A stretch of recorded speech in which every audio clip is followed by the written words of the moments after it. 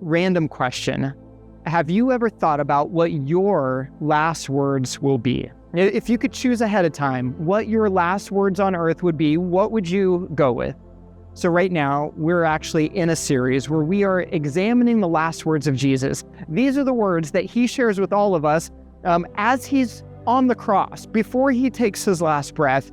And you can bet these aren't words that Jesus would regret. Just like his ministry on earth, these sayings were super intentional. And yesterday, we examined one line that Jesus says that all of us can identify with. And that's kind of the point of this, really, that he wants to identify with us. And from the cross, Jesus says these very deep words. He says, "I thirst." That's what he says.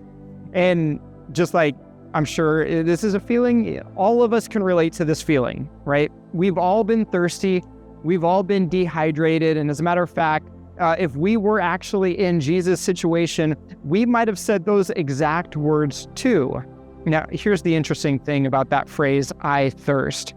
He's doing a couple things first and foremost. By saying that, he's also fulfilling this prophecy. And so there were these prophecies in the Old Testament that led to his crucifixion in Psalm.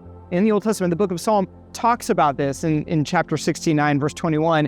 It actually predicts the suffering of Jesus, and it states this very specific detail, that he would be given sour wine to drink, which the guards gave him that. After he says, "I thirst," the guards gave him sour wine to drink, thus fulfilling that prophecy. Here's the thing, though.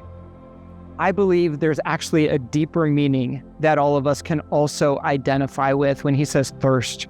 We all thirst for something more than the stuff that the world has to offer. And here's really the big question in this. How do we quench that thirst? Like, what do we go to quench that thirst? We thirst. We have a desire for a bunch of really good things in this life, like relationships, positive, good, healthy relationships in our life, or maybe for peace of mind, to relieve us from the stress and anxiety and worry, or maybe for purpose. Like, we all know that we have a purpose here on this earth, and we want that. We are thirsty for that. We desire purpose in our life. And Jesus, throughout his ministry, in those interactions he has with people just like us, he's asking the question, where are you going to fill your tank? How are you going to quench your thirst?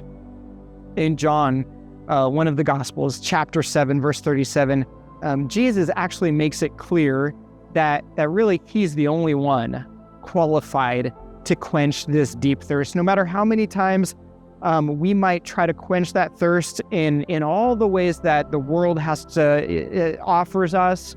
He says this, he says, "Let anyone who is thirsty come to me and drink." That's how we quench it. That's the answer right there. He's not passing out water bottles. He's not giving away anything very specific. He's saying, when you are in my presence, you will thirst no more.